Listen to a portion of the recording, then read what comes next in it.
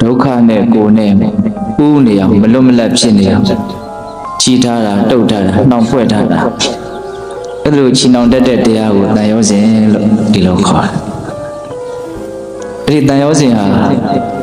အလွန်တရာမှခိုင်မြဲတဲ့အနှောင်ဖွဲ့ဖြစ်တယ်ဆိုတာလေးနဲ့ပတ်သက်ပြီးတော့မြတ်စွာဘုရားကတန်နဲ့လှုပ်ထားတဲ့ကျိုးနဲ့လှုပ်ထားတဲ့တစ်သားနဲ့လှုပ်ထားတဲ့အနှောင်ဖွဲ့တွေဆိုတာရှိတယ်တဲ့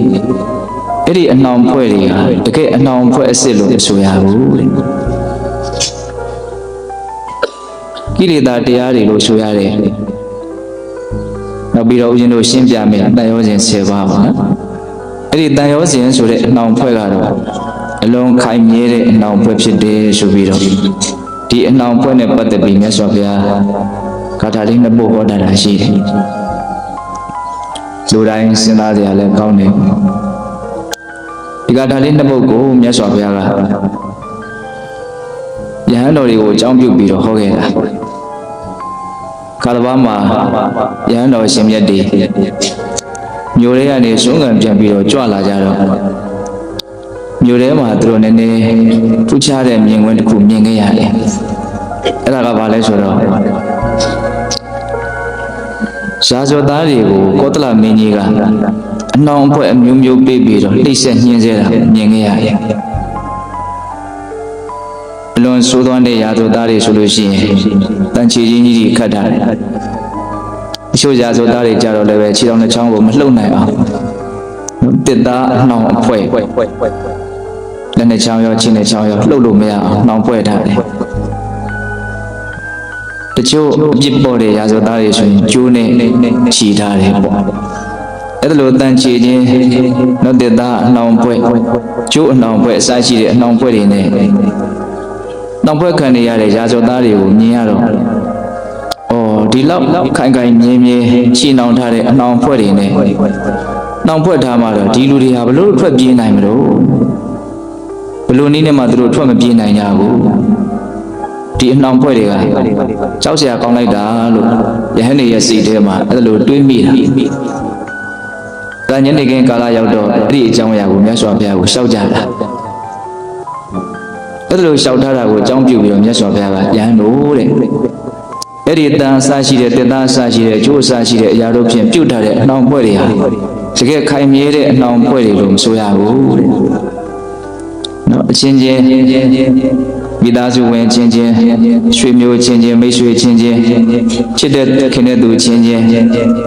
တန်ရောစဉ်အနှောင်ဖွဲ့တွေနဲ့နှောင်ဖွဲ့ထားတဲ့အဲ့ဒီအနှောင်ဖွဲ့ကသာလေတကယ်ခိုင်မြဲတဲ့အနှောင်ဖွဲ့ဖြစ်တယ်လို့အဲ့လိုမြတ်စွာဘုရားကစကားနေတန်းတန်းပြီးတော့ဂါထာနဲ့ပုဒ်ဟောပြတယ်နာတန်တန်လံပန္ဒနာမဟုတိရာယထာယတံဒါရုဇပပ္ပဇင်္စတာရတရထမဏိကုံတလေသူပုဒ္ဒေသူဒါရေသူစယာအပိခာဧတံတန်လံပန္ဒနာမဟုတိရာဩဟာရိနတိတိလံဒုပ္ပမောဇံဧတံပိစိတဝါနပရိပဇန္တိနာပိခိနောကာမတုခံဘာယဒီဘက်ကဘာပြောလို့ဆိုတော့ယဟန်တို့တဲ့ယရာယတံဒါရုဇပပ္ပဇံတန်တို့တစ်သားတို့ကျိုးတို့နဲ့လှုပ်ထားတဲ့အနှောင်ဖွဲ့တွေဆိုတာရှိတယ်တဲ့အဲ့ဒီအနှောင်ဖွဲ့တွေကိုဒီရာဉာဏ်ပညာရှိကြတဲ့ပုဂ္ဂိုလ်တွေကဒလမြဲမြံတဲ့အနှောင်ဖွဲ့လို့နာအာဟုမဆိုကြဘူးတဲ့တန်တို့တစ်သားတို့ကျိုးတို့နဲ့လှုပ်ထားတဲ့အနှောင်ဖွဲ့ကိုမြဲတဲ့အနှောင်ဖွဲ့လို့မဆိုပါဘူးတဲ့ဉာဏ်ရှိတဲ့လူတွေကဘယ်လိုအနှောင်ဖွဲ့မျိုးကိုမြဲတဲ့အနှောင်ဖွဲ့လို့ဆိုလဲတာရတရထမဏိကုံတလေသူပုဒ္ဒေသူဒါရေသူစယာအပိခာမဏိကုံတလေသူဗရမညာနဲ့တောင်အစားရှိတဲ့လက်ဝတ်လက်စားတွေရဲ့ပုံမှာဆွဲမဲ့တဲ့လောဘဒီနေရာမှာမဏိကုံတလေသူကိုအဓိပ္ပာယ်နှမျိုးပြောတယ်လက်ဝတ်လက်စားတွေပုံမှာဆွဲမဲ့တဲ့လောဘလို့ဆိုလို့ရတယ်လို့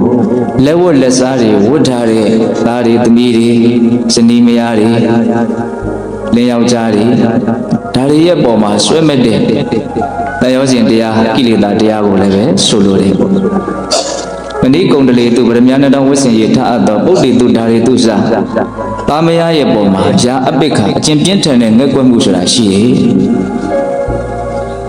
အဲ့ဒီပြင်းထန်တဲ့ငဲ့ကွက်မှုဟာဧတံတန်လံပန္နနာမဟုတိတာပညာရှိတွေအတွက်ဒါခိုင်မြဲတဲ့အနှောင်ဖွဲ့လို့ဆိုရတယ်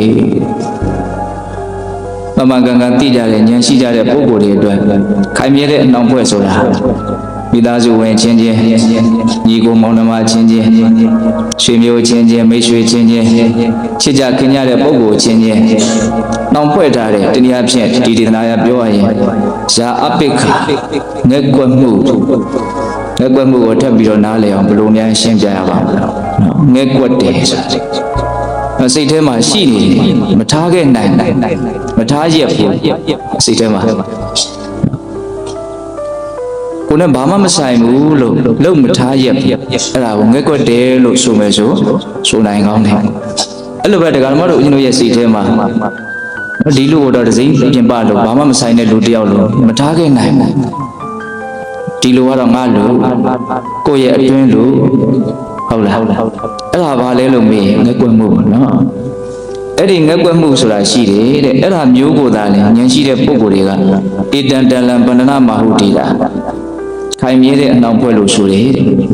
အဲ့ဒီခိုင်မြဲတဲ့အနှောင်ဖွဲ့ကိုမြတ်စွာဘုရားကစကလုံးသုံးလုံးနဲ့နည်းနည်းလေးထပ်ပြီးတော့ပုံပေါ်အောင်ရှင်းပြတယ်ဩဟာရိနံတိဋ္ဌိလံဒုပ္ပမုံစာဒီငက်ကွက်မှုဆိုတဲ့တန်ရောစီအနှောင်ပွဲဟာဩဟာရိနံတိဋ္ဌိလံ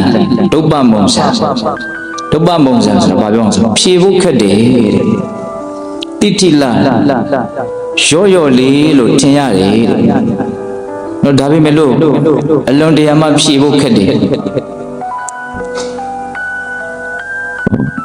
ဒီတိုင်းပဂရိတိုင်းနေလို့ရှိရင်အနေရခက်တယ်ဒီနှောင်ဖွဲ့ကြောင့်ကြက်ကြက်တေးကြီးဖြစ်နေတယ်လို့လည်းပဲမထင်ရတဲ့အတွက်ကြောင့်တာမန်အဖြစ်ဆိုလို့ရှိရင်တော့နှောင်ဖွဲ့ခံရလို့နှောင်ဖွဲ့ခံရမှန်းတော့မသိရလောက်သူဟာတိမ်မွေ့တယ်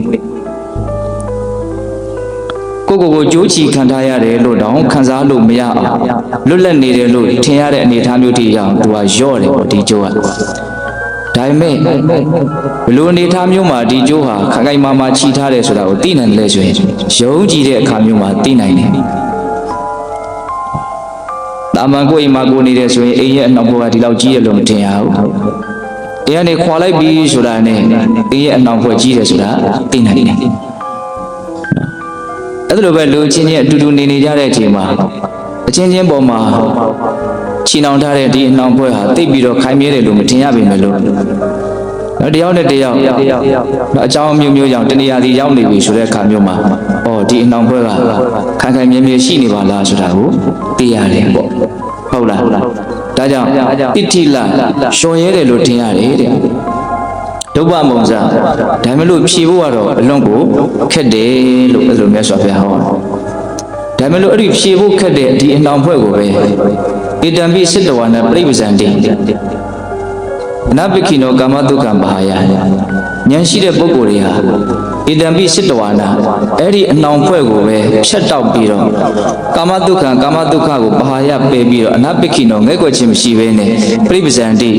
ယဟန်ပြုနိုင်ကြတယ်ဒီနေရာဖြင့်လူတွေနဲ့မတူတဲ့အသွင်ပြင်ရှိတဲ့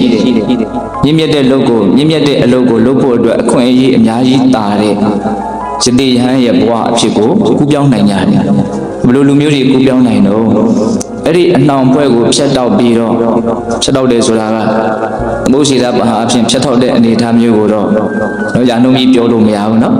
အဲ့တော့ဒီဝက်ကလေးဝတ်သွားတာနဲ့တန်ရုံးစင်ကြီးအကုန်ပြတ်သွားတယ်ဆိုတာတော့မဖြစ်နိုင်ဘူးပေါ့เนาะအဲ့တော့ဖြတ်တောက်တယ်ဆိုတာကဒါကဘယ်လိုပြောရမလဲမဝိနိုင်တဲ့အနေအထားကြီးရောက်အောင်တင်းနေလောက်အောင်တော့မရှိဘူးလို့ဒီလိုသဘာဝကြကြပြောနိုင်တယ်ပေါ့နော်တရားနေခွာနိုင်တယ်ဆိုရင်မခွာနိုင်လောက်အောင်တင်းနေတာတော့မရှိဘူးပေါ့ဒါပေမဲ့အမြဲတမ်းကြာနှုံးပြီးသမုရှိတာပါအဖြစ်အတီးတိုင်ပြတ်တောက်သွားတာလားဆိုတော့အဲ့လိုတော့လည်းမဟုတ်ဘူးပေါ့ဟုတ်လားအဲ့တော့သူဖြတ်တောက်နိုင်တဲ့အနေအထားလေးကထွက်ခွာနိုင်လောက်တဲ့အနေအထားလေးထိရောက်အောင်တော့ဖြတ်တောက်နိုင်တယ်မထွက်ခွာနိုင်လောက်အောင်တားထားတဲ့အတားစီတော့မဟုတ်အဆင့်ကတော့အမျိုးမျိုးရှိတယ်လို့ဆိုရမယ်နော်ကာမတုခံကိုဘာယပယ်ဆွင့်၍နပိခိနောငဲ့ကွက်ခြင်းမရှိဘဲနဲ့ဧတံပိစိတ္တဝါနာအဲ့ဒီအနှောင်ဖွဲ့တွေကိုဖြတ်တောက်ပြီးတော့ပြိပဇံတိနော်ယတိယဟန်ပြုတ်နိုင်ရတယ်တဲ့ ဒီကထာလေးနှစ်ပုဒ်ကိုမြတ်စွာဘုရားကဒီဘုရားဖြစ်မှဟောလိုက်တာကြီးတော့မဟုတ်ဘူးသူကဘုရားမဖြစ်ခင်ဘောတစ်ခုလုံးကလည်းပဲယတိသူတော်စင်တစ်ပါးအနေနဲ့ဒီကထာနှစ်ပုဒ်ကိုဟောဖို့တယ်အဲ့ဒါမြတ်စွာဘုရားကဒီခုကောသလမင်းကြီးရဲ့နောက်ရာဇဝသားတွေကိုနှောင်ဖွဲ့ထားတာကိုမြင်ရလို့အဲ့ဒီအနှောင်ဖွဲ့လောက်မြင်တာတော့ရှိမှမထင်ပါဘူးလို့လာပြီးတော့ရှောက်ထားလာတဲ့ယဟန်တွေကိုပဲအကြောင်းပြုပြီးတော့မြတ်စွာဘုရားကဗန္ဒနာကာရဇတ်တော်တစ်ပုဒ်ကိုမြတ်စွာဘုရားဟောပြတာလည်းရှိတယ်အဲ့ဒီဇတ်တော်ကိုအရင်တို့အချင်းချုပ်ပြီးတော့ပြောရရင်သူသောဘဝတုန်းကဘုရားလောင်းကမေအိုကိုပြုစုလို့ကြွေးပြီးတော့အမေတစ်ခုသားတစ်ခုနေကြရတဲ့အနေအထားမျိုးကြုံခဲ့ဘူးတယ်အဲ့လိုနေတော့မေကြီးကဒီသားကိုသူ့ကိုပြုစုရတာပင်ပန်းတယ်ဆိုတော့အတင်းအိမ်အောင်ပြုခိုင်းတယ်အဲ့ဒါအလိုမရှိဘဲနဲ့မေချမ်းသာဖို့အတွက်သားဖြစ်တဲ့လူကအိမ်အောင်ပြုရတယ်နောက်တော့မေကြီးတည်သွားတဲ့အခါကျတော့ဒီဇနီးနဲ့အတူတူနေကြရင်းနဲ့သူအစားတုန်းကရည်ရွယ်ထားတာကမေတည်လို့ရှိရင်ရဟန်းပြုမယ်ယသိဝဲမယ်လို့သူကရည်ရွယ်ထားတာ哦အဲ့ဒါမေတည်သွားတဲ့အခါကျတော့သူ့ရဲ့ဇနီးကိုသူပြောတယ်ငါရဟန်းပြုတော့မယ်ယသိဝတ်တော့မယ်အဲ့တော့အဲ့ဒီအချိန်မှာပဲမိမကိုဝင်ရှိအဲ့တော့ဒီကလေးလေးမွေးပြီးမှဝတ်ပါရဟန်းပြုပါအဲ့ဒါနဲ့ကလေးမွေးပြီးတည်စောင့်တယ်ကလေးမွေးပြီးပြီဆိုတော့တခါမိမကိုခွင့်တောင်းပြန်တယ်အဲ့မိမကလေးနှုတ်ပြတ်တည်စောင့်ပါဦးနောက်ကလေးမတ်တက်ပြည်တည်စောင့်ပါဦးကလေးသူ့သူရက်တည်နေတည်စောင့်ပါဦးနဲ့တရပြီးတည်းတလားပြီးတလားဆွဲလာတဲ့ခါကျတော့နောက်ကြတော့ဒီတိုင်းသာကြာရှည်လုံနေလို့ရှိရင်ငါရင်မှန်းချက်အောင်မမဟုတ်ဘူးဆိုတော့အဲ့ဒီသားအမိနှစ်ယောက်မသိခင်ထွက်ပြေးတယ်တဲ့ဘုရားလောင်းတော့ထွက်ပြေးပြီးတော့တော်ထဲမှာသူယသိဝေရင်နဲ့သူတို့ပြောရရင်အဲ့ဒီမှာသူဇန်နေပါလိမ့်ကြာဇန်ရတဲ့အခါကျတော့လူလောကမှာတွေ့ကြုံခဲ့ရတဲ့အခြေအနေတွေနဲ့နှိုင်းဆိုင်ဘာမှပြောလို့နှိုင်းရှင်လို့မရတဲ့ချမ်းသာမျိုးကိုသူရတယ်ပေါ့လွတ်လပ်တဲ့ပေါ်ပါတယ်ငြင်းအေးတယ်ဘာနှောင်ဖွဲမှမရှိဘူးဆိုတဲ့အနေအထားမျိုးနဲ့ချမ်းချမ်းသာသာကြီးသူနေရတယ်အဲ့ဒီမှာဇံကစားရင်းနဲ့ဇံချမ်းသာကိုခံစားရင်းနဲ့ဒီကာထာနှစ်ပုဒ်ကိုသူမကြခဏရွတ်ဆိုလေကျွရင်နေနာတတလံဗန္ဒနာမဟုတ်တိတာယရာယတံဓာရုဇပပ္ပဇင်္စာတာရထရတမဏိကုံတလေသူပုတ္တိတုဓာရီသူစာယာအပိခတန်နဲ့လှုပ်ထားတဲ့တေသားနဲ့လှုပ်ထားတဲ့ကျိုးနဲ့လှုပ်ထားတဲ့အနှောင်ဖွဲ့တွေကိုဉာဏ်ရှိတဲ့လူတွေကခိုင်မြဲတဲ့အနှောင်ဖွဲ့လို့မဆိုကြဘူးရမများနှောင်းတွေလက်ဝက်လက်စားတွေဝတ်ထားတဲ့နောက်သားမရရဲ့ပုံမှာငဲ့ကွက်မှုလို့ဆိုတဲ့အဲ့ဒီအနှောင်ဖွဲ့ကိုသာလေပညာရှိတဲ့ပုဂ္ဂိုလ်တွေကခိုင်မြဲတဲ့အနှောင်ဖွဲ့လို့ဆိုရတယ်အဲ့ဒီအနှောင်ဖွဲ့ကတော့ရော့နေတယ်လို့ထင်ရတယ်ဒါပေမဲ့လို့ဖြေဖို့တော့အလွန်ခက်တယ်ဒါကိုပဲဧတံပိစိတဝါနာပြိပဇံတိအနာပခိနောကာမဒုက္ခပဟာယကာမချမ်းသာကိုပယ်ပြီးတော့အဲ့ဒီအနှောင်ဖွဲ့ကိုဖြတ်တောက်ပြီးတော့နော်ကာမချမ်းသာရဲ့ပုံမှာငဲ့ကွက်မှုမရှိဘဲနဲ့ယဟန်ပြုနိုင်မယ်ဆိုလို့ရှိရင်အဲ့ဒီကာမချမ်းသာတဲ့လွန်ကဲတာလွန်နဲ့မြင့်မားတဲ့ချမ်းသာလို့ဆိုတဲ့ဇန်ချမ်းသာကိုရမယ်ပေါ့နော်အဲ့ဒီတုန်းကလည်းပဲသူဒီကာထာနှစ်ပုဒ်ကိုရွတ်ဆိုခဲ့ဘူးတယ်ဆိုပြီးတော့မြတ်စွာဘုရားကနော်ဒီအကြောင်းအရာလေးကိုပြောပြပြီးတော့ဒီကာထာနှစ်ပုဒ်ကိုဟောတာအဲ့ဒီမှာဦးဇင်းတို့နီးဝန်းကျင်မှာရှိတဲ့တရားနာပေးသက်တွေတရားသူတရားမြတ်တွေရကြတယ်လို့ဒါဓမ္မပဒအထက်ကရာထဲမှာလည်းပဲအဲ့လိုဖွင့်ဆိုတယ်ပေါ့အဲ့တော့ဦးဇင်းတို့ဒီမှာခိုင်မြဲတဲ့အနှောင်ဖွဲဆိုတာလေးနဲ့ပတ်သက်ပြီးတော့တန်ရောစဉ်10ပါးရှိတယ်ဆိုတာကိုအလုံးကြားဖို့ရတယ်ကျိုး10ချောင်းပေါ့အဲ့ဒီကျိုး10ချောင်းကအောက်ကိုဆွဲချနိုင်တဲ့ကျိုး5ချောင်းရယ်เนาะအထက်ကနေပြီးတော့ဆွဲတင်ထားတဲ့ချီထားတဲ့ကျိုး5ချောင်းရယ်ဆိုတော့ကျိုး10ချောင်းဥဒ္ဒံပါကိယဒောပါကိယစားတော့အဲ့လိုသုံးတယ်เนาะအထက်အဖို့ကိုရောက်စေတတ်တဲ့ကျိုး5ချောင်းရယ်အောက်အဖို့ကိုရောက်စေတတ်တဲ့ကျိုး5ချောင်းရယ်အောက်ကိုဆွဲချနေတဲ့ကျိုး5ချောင်းကဘာတော့ဆိုတော့တက္ကာယဒိဋ္ဌိဆိုတဲ့ထင်ရှားဖြစ်ပေါ်နေတဲ့ဒီယုတ်ဒီနဲ့ဒီသဘာဝတရားကိုပုဂ္ဂိုလ်တ attva လို့ငါလို့သူလို့ထင်မှတ်မှားနေတဲ့သဘောနော်အဲ့ဒီကြိုးကအောက်ကိုဆွဲချနိုင်အဝိသိကိစ္စတဲ့ယရဏမြတ်သုံးပါးနဲ့ပတ်သက်လို့သူတော်ကောင်းတရားနဲ့ပတ်သက်လို့ပံကံနဲ့ဆုံးဖြတ်ချက်မချနိုင်မင်းနဲ့သူလို့တွေးတောပြီးတော့ယုံမတန်တရားဖြစ်နေတဲ့သဘောဒါလည်းပဲအောက်ကိုဆွဲမဲ့ကြိုးတစ်ချောင်းနော်နောက်တိလပ္ပတ္တပရမတ္တတန်ရောစဉ်အဲ့ဒါကဘာလဲဆိုတော့မဟာကြီးဆိုဘုရားကြီးရှင်းပြတာလေးကိုအမိပြုပြီးတော့ရှင်းပြရင်ပို့ပြီးတော့နားလည်နိုင်မဲခင်ရှင်ပါအကျင့်မြတ်တရားကလွဲလို့ကျန်တဲ့အကျင့်တွေကိုငြိမ်းချမ်းမှုအစစ်အမှန်ကိုရစေတယ်လို့စွဲယူတာ အဲ့ဒါကိုသီလပတ္တပရမတ္တတန်ရောစဉ်စာထဲမှာဖွင့်ပြတာကခွေးခြင်းနွားခြင်းအစရှိတဲ့အကျင့်တွေနဲ့ဖြူစင်တန်ရှင်းနိုင်တယ်လို့ယုံကြည်တာမျိုးပေါ့ဒါကိုပို့ပြီးတော့ကြည်ကြည်ပြည့်ပြည့်ပြောရရင်အဲ့ဒီမာရှိစောဘုရားကြီးပြောထားတာလေအယမှတ်သားစရာကောင်းနော်ပရိပဒံတရားမဂ္ဂင်၈ပါးအစရှိတဲ့နိဗ္ဗာန်ရောက်ကြောင်းတရားမြတ်စွာဘုရားဟောထားတဲ့ဒီသူတော်ကောင်းတရားတွေကလွဲလို့တခြားတကယ်စစ်မှန်တဲ့စိတ်ရဲ့ငြိမ်းချမ်းမှုကိုရစေနိုင်တဲ့နိလန်းတွေရှိသေးတယ်လို့ထင်နေတာတခြားသောနိလန်းတွေကိုဒါလည်းပဲငြိမ်းအေးချမ်းတရားပါပဲလို့ထင်နေတာလွဲမှားတဲ့အထင်မှုပေါ့နော်သီလပတ္တပရမတ္တတန်ရောစဉ်ဟုတ်လားဒါလည်းပဲအောက်ဆွဲတဲ့ကျိုးတစ်ချောင်းနောက်ကာမိဆန္ဒကာမဂုဏ်အာယုံရဲ့ပုံမှာနော်အလိုဆန္ဒတေကိုကောက်ရင်လောဘပေါ့လေနော်အဲ့ဒီလောဘဟာလည်းပဲအောက်ဆွဲတဲ့ကျိုးတစ်ချောင်းနောက်ပြာပါဒတဲ့ဒေါသပေါ့နော်အဲ့တော့အောက်ကိုဆွဲချနိုင်တဲ့ကျိုး၅ချောင်းတနည်းအားဖြင့်အပယ်လေးပုံနဲ့မိတို့ရဲ့ဘဝကိုဆက်သွယ်ပေးထားတဲ့ကျိုး၅ချောင်းလို့လည်းဆိုနိုင်တယ်ပေါ့တက္ကာယဒိဋ္ဌိယဝိသိကိစ္စရဲ့သီလပတ္တပရမတ္တရဲ့ကာမိဆန္ဒရဲ့ဗျာပါဒရဲ့နောက်ဦးဇင်းတို့အထက်ကိုဆွဲပြီးတော့တင်နိုင်တဲ့နော်အထက်ဘုံဘဝတွေနဲ့ဆက်သွယ်ထားတဲ့အကျိုး၅ချောင်းလည်းရှိသေးတယ်တဲ့အလုံးကိုဖြတ်တောက်နိုင်မှအပြီးပိုင်လွတ်မြောက်မယ်ဆိုတဲ့အတိပ္ပယ်ကိုစဉ်းစားရင်းနဲ့ဒီအထက်ကျိုး၅ချောင်းကိုလည်းပဲမှတ်သားရမယ်ပေါ့ထက်ကျုံ၅ကြောင်းကဘာလေးပြောတော့ဆိုတော့ရူပယာကရူပယာကတန်ရောစဉ်ဆိုတာရူပပြမာတွေဖြစ်လို့တဲ့ရူပပြမာဘဝကိုတွေ့တာမေမောဆွဲမဲ့တဲ့လောဘဓာတ်တစ်မျိုးပေါ့အရူပယာကတန်ရောစဉ်တဲ့အရူပယာကဆိုတာကအရူပဘုံဘဝဘုံဌာနကိုဆွဲမဲ့တဲ့လောဘဓာတ်တစ်မျိုးပေါ့နောက်မာနတွေအထင်ရောက်မှုဥဒိစ္စတွေကြံ့လွင်မှုအဝိဇ္ဇာတဲ့သစ္စာလေးပါးကိုမသိမှုအဲ့တော့ဦးဇင်းတို့ရူပယာကအရူပယာကမာနဥဒိစ္စအဝိဇ္ဇာဆိုပြီးတော့ဒါကဦးဇင်းတို့ဥဒ္ဒံပါကိယတန်ရောစဉ်၅မျိုးခုနတုန်းကအဒေါပါကိယတန်ရောစဉ်၅မျိုးအောက်ဆွဲတဲ့တရားရဲ့အပေါ်ဆွဲမဲ့တရားရဲ့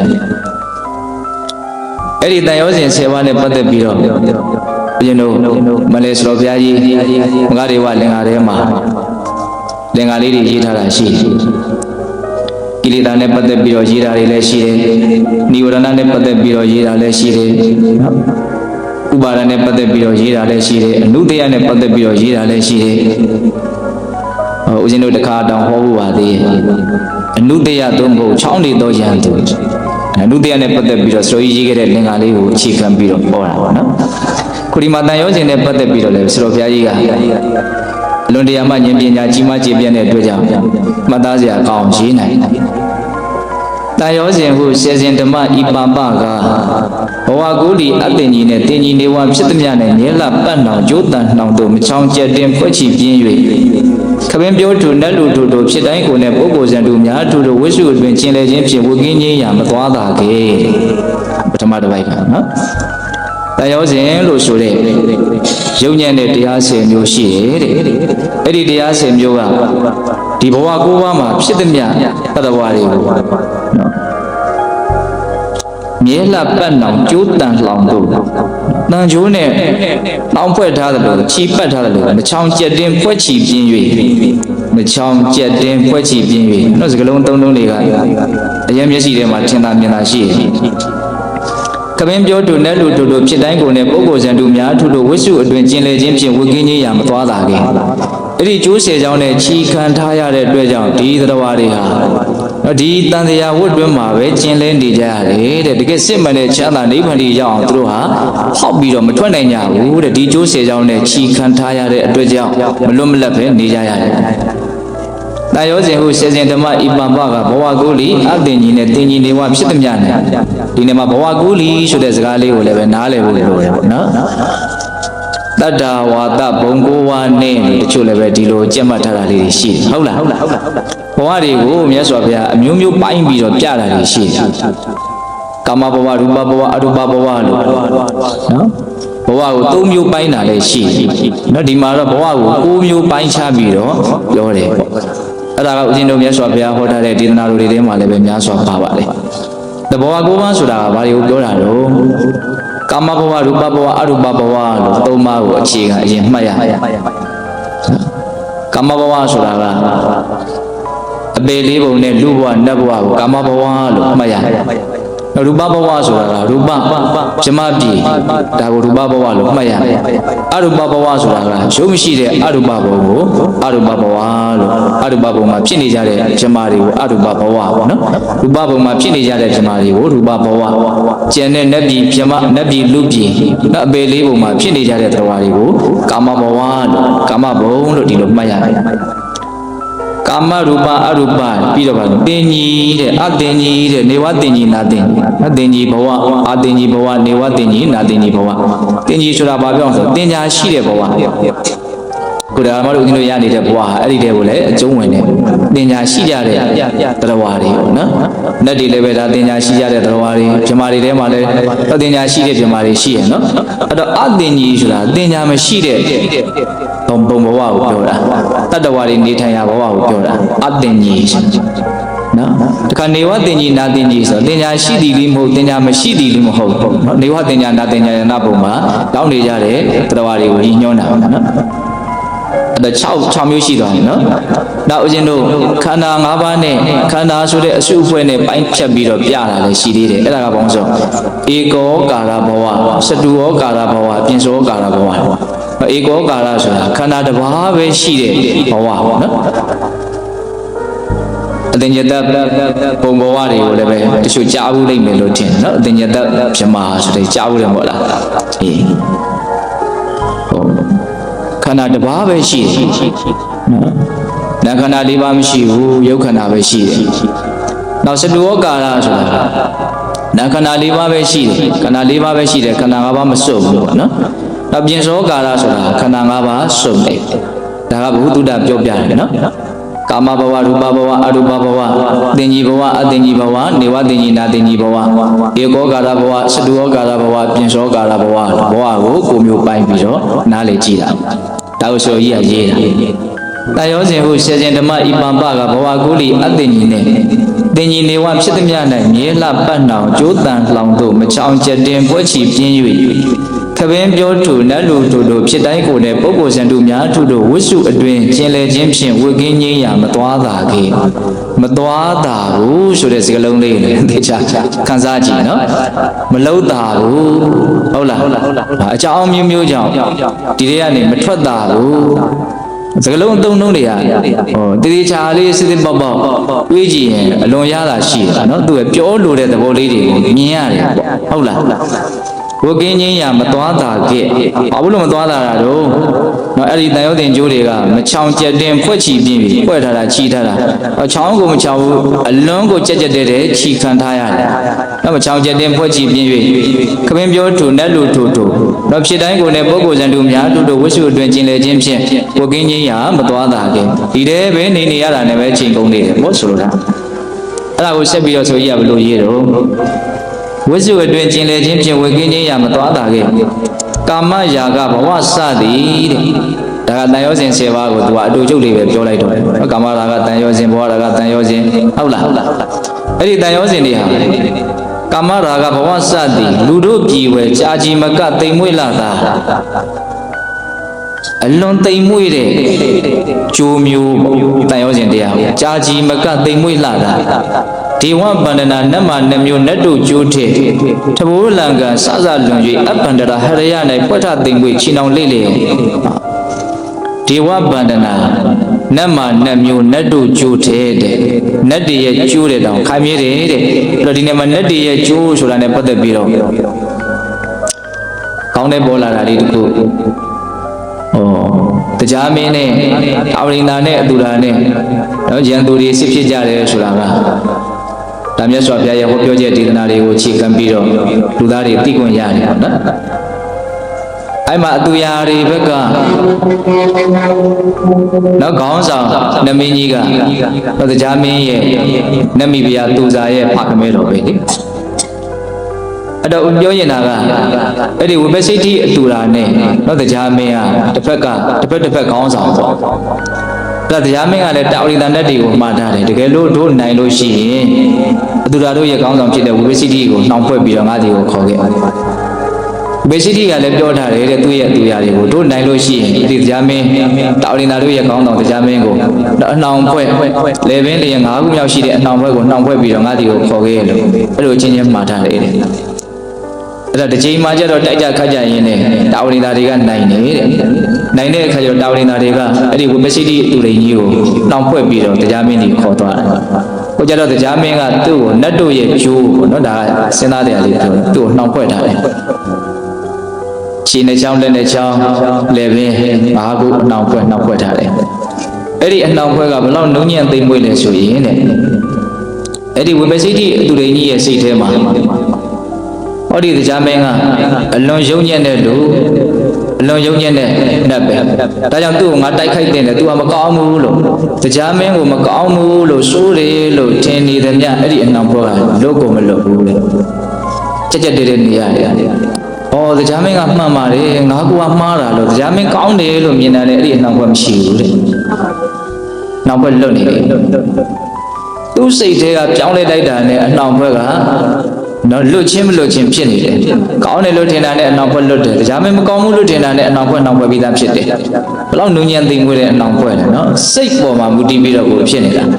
တရားမင်းကောင်းတယ်လို့ထင်တာနဲ့လွတ်တယ်မကောင်းဘူးထင်တာနဲ့နှောင်ဖွဲ့ပြီးသားဖြစ်တယ်ကဲနော်အဲ့ဒါကိုစလိုကြီးကဒီမှာဒေဝဗန္ဒနာနတ်မနတ်မျိုးနတ်တို့ကျိုးတဲ့တဘိုးလံကဆဆလွန်၍အဲ့ဒီနတ်တွေရဲ့ကျိုးတဲ့အစာပေါင်းများစွာတာလွန်ပြီးတော့နုံညံ့တဲ့သိမ်မွေးတယ်ခိုင်မြဲတယ်နော်ဒေဝဗန္ဒနာနတ်မနတ်မျိုးနတ်တို့ကျိုးတဲ့တဘိုးလံကဆဆလွန်၍အပန္တရာဟရယ၌ပွဋ္ဌသိမ်မွေးချီနှောင်လေးလျက်ဘယ်မှာချီထားတာတော့ဆိုတော့အဲ့ဒီဟရယဝတ္ထုမှာမှီးနေတဲ့စိတ်ကိုချီထားတာတဲ့ကျိုးဆယ်ကြောင်းနော်အပန္တရာဟရယ၌ပွဋ္ဌသိမ်မွေချီနှောင်လိတ်လျက်မရွေ့စအားရွေ့လို့ကိုမရဘူးတဲ့သူ့ရဲ့စကလုံးတစ်လုံးစီအတိပ္ပယ်ခက်စစ်ဖွင့်နေလို့ရှင်တရားပြီးမှာမဟုတ်ဘူးနော်အပန္တရာဟရယ၌ပွဋ္ဌသိမ်မွေချီနှောင်လိတ်လျက်မရွေ့စအားသားမယားနဲ့တိုင်းကားပြည်ရွာမကွာစနိုင်သက်ဆုံးတာဤတဲ့ဒီလိုနဲ့ပဲသိရတာပဲပေါ့အသက်ဆုံးထိနေသွားတာပဲပေါ့လက်ကင်မတိမျက်စိမတင်ကျိုးဆယ်မြင်ဖြင့်သို့တင်မပြတ်ဆဲခွေးပတ်ပြီးတဲ့တရားစဉ်ကိုပြောပုံလေးနော်လက်နဲ့ကင်လို့လည်းမထိဘူးတဲ့ကင်လို့မရမျက်စိထဲမှာလည်းမထင်ဘူးတဲ့ကြည့်လို့လည်းမြင်ရတာမဟုတ်နော်လက်ကင်မတိမျက်စိမတင်ကျိုးဆယ်မြင်ဖြင့်ကျိုးဆယ်ကြောင်းသို့တင်မပြတ်ဆဲခွေးပတ်ပြီးမလွတ်နိုင်ကြကိုဘဝကိုဘဝထပ်ပြီးတော့လာပြန်နော်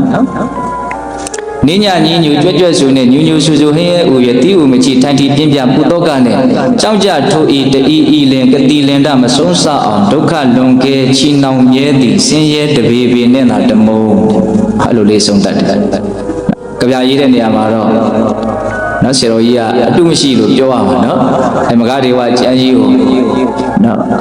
လေ့လာပြီးတော့ပတ်ရှုတဲ့အလေးချင်းလှုပ်ကြည့်ပဲပိုက်ကိုပဲဖတ်တချို့အရာတွေတော့လည်းနားမလည်တာလေးတွေလည်းပါမယ်သူကပေါ်လာနာစကားတွေတချို့စကလုံးတွေဟောတာတွေကြာတော့နားမလည်ဘူးဒါကြောင့်တချို့ဆိုလို့ရှိရင်အဲ့ဒီဥစ္စာကိုထပ်ပြီးတော့ဒါကိုအဓိပ္ပာယ်ဖွင့်ဆိုတဲ့ကျမ်းကိုရေးနိုင်ဖို့သိမလွယ်ဘူးတချို့ထပ်ပြီးတော့ဖွင့်ရတာတွေလည်းရှိတယ်မဂဒေဝနော်အဲ့ဒါဒီမှာစတော်ကြီးရေးထားတဲ့ဒီတန်ရောစဉ်နဲ့ပတ်သက်တဲ့လင်္ကာလေးကတန်ရောစဉ်တရားရဲ့သဘောတဘာဝကိုနားလည်အောင်ကြိုးစားတဲ့နေရာမှာအထောက်အကူပြုတယ်ပေါ့တန်ရောစဉ်ကိုဆယ်စဉ်ဓမ္မဣပံပကဘဝကိုတိအတ္တညီနဲ့တင်ညီနေဝဖြစ်သမျှနဲ့မြဲလာပတ်နောင်ကျိုးတန်လောင်တုံမချောင်ချက်တင်ဖွဲ့ချပြင်း၍ခပင်းပြောတူနတ်လူတူတို့ဖြစ်တိုင်းကိုလည်းပုဂ္ဂိုလ်စံတို့များထုတို့ဝိစုအတွင်ကျင်လေခြင်းဖြင့်ဝိကင်းခြင်းရမသွားတာကေကာမရာဂဘဝစသည်လူတို့ပြည်ဝဲကြာကြီးမကသိမ်မွေးလာတာဒေဝဗန္ဒနာနတ်မနတ်မျိုးနတ်တို့ကျိုးတဲ့တဘိုးလံကန်စစလွန်၍အပန္တရာဟရယ၌ပွဋ္ဌသိမ်မွေချီနှောင်လစ်လျက်မရွေစအားသားမယားနဲ့တိုင်းကားပြည်ရွာမကွာစနိုင်သက်ဆုံးတိုင်လက်ကင်မတိမျက်စိမထင်ကျိုးဆယ်မြင်မြင်သို့တယ်မပြတ်ဆဲခွေပတ်ပြီးမလွတ်နိုင်ကြကိုဘဝဝေနင်းညညင်းညူကြွက်ကြွက်ဆူနဲ့ညူညူဆူဆူဟိဟဲဥ၍တီးဥမချိထိုင်တီပြင်းပြပူတော့ကနဲ့ကြောင်းကြထူဤတဤဤလျက်ကတိလင်ဒမဆုံးစအောင်ဒုက္ခလွန်ကဲချီနှောင်မြင်းသည်ဆင်းရဲတပေပေနဲ့သာတမို့ဒုက္ခတွေနဲ့ပဲအမြဲတမ်းပေးကြံနေတယ်ပေါ့နော်ကိုဘွားနော်ဘာလို့တော့ဒီနေရာကဘာလို့မလွတ်တာတော့လို့မေးရင်ကျိုးဆယ်ချောင်းကကိုကိုချီထားလို့ဟုတ်လားအေးဆက်ပြီးတော့ဦးဇင်းတို့ဘာပြောချင်တော့ဆိုတော့အဲ့ဒီကျိုးဆယ်ချောင်းထဲမှာဘယ်ကျိုးဟာဆိုးဆုံးလဲဘယ်ကျိုးဟာအဓိကအကျဆုံးလဲဆိုတာလေးကိုစဉ်းစားကြည့်ဖို့ ဘယ်ကျိုးကအဆိုးဆုံးလဲလို့မေးရင်တက္ကာယဒိဋ္ဌိဆိုတဲ့ကျိုးဟာအဆိုးဆုံးပဲဘာဖြစ်လို့လဲဆိုလို့ရှိရင်ခိုင်မာတဲ့အကြောင်းပြချက်တစ်ခုပြကြည့်အောင်နော်အဲ့ဒီတက္ကာယဒိဋ္ဌိဆိုတဲ့ကျိုးကိုသာအကြီးသက်ဖြတ်တောက်နိုင်မယ်ဆိုလို့ရှိရင်ကျန်တဲ့ကျိုးတွေကအချိန်အနှင်းနဲ့အမြန်ဆိုလို့တေချာပေါက်ပြတ်ရမှာပဲသူမပြတ်သေးတဲ့မြတ်ကျန်တဲ့ကျိုးပြတ်ဖို့မျှော်လင့်ချက်မရှိဘူးသူပြတ်ပြီးပြီဆိုလို့ရှိရင်တော့ကျန်တဲ့ကျိုးတွေကတိတ်မကြဘူးအလွန်ဆုံးကာမဘုံဘဝ9ဘဝလောက်နေပြီးအကုန်လုံးပြတ်တော့မှာဟုတ်လားဒါကြောင့်တက္ကာယဒိဋ္ဌိဆိုတဲ့ဒီကျိုးရဲ့သဘာဝကိုကောင်းကောင်းနားလည်အောင်ကြိုးစားရမယ်စောစောကလည်းပဲအထိုက်လျောက်ပြောခဲ့ပြီးသားဒီတက္ကာယဒိဋ္ဌိနဲ့ပတ်သက်တဲ့အဓိပ္ပာယ်ကလည်းပဲများသောအားဖြင့်နားရည်ဝပြီးသားအကြောင်းအရာတစ်ခုပါနော်တက္ကာယဒိဋ္ဌိမူရင်းစကားလုံးပါဟုတ်လားတက္ကာယကာယဆိုတာအပေါင်းပဲတဆိုတာထင်ရှားရှိနေတာထင်ရှားဖြစ်နေတာဒိဋ္ဌိဆိုတာအဲ့ဒါရဲ့ပုံမှာအမျိုးမျိုးထင်နေတာထင်ရှားဖြစ်နေတဲ့သဘာဝတရားရဲ့ပုံမှာအထင်မျိုးမျိုးမှားနေတာအဲ့ဒါကိုတက္ကာယဒိဋ္ဌိအကျဉ်းမြင်လေးပြောရရင်နော်ထင်ရှားဖြစ်နေတာကဘာတုံးဆိုတော့ရုပ်ဓာတ်နာမ်ဓာတ်သဘာဝတရားတွေပေါ့အကြောင်းအားလျော်ဆိုတာဖြစ်နေတာပဲအဲဒါဆိုတယောက်ကဖန်ဆင်းလို့ဖြစ်နေတာတော့မဟုတ်ဘူးသူကအကြောင်းအကျိုးဆက်ဆက်ပြီးတော့ဖြစ်နေတာ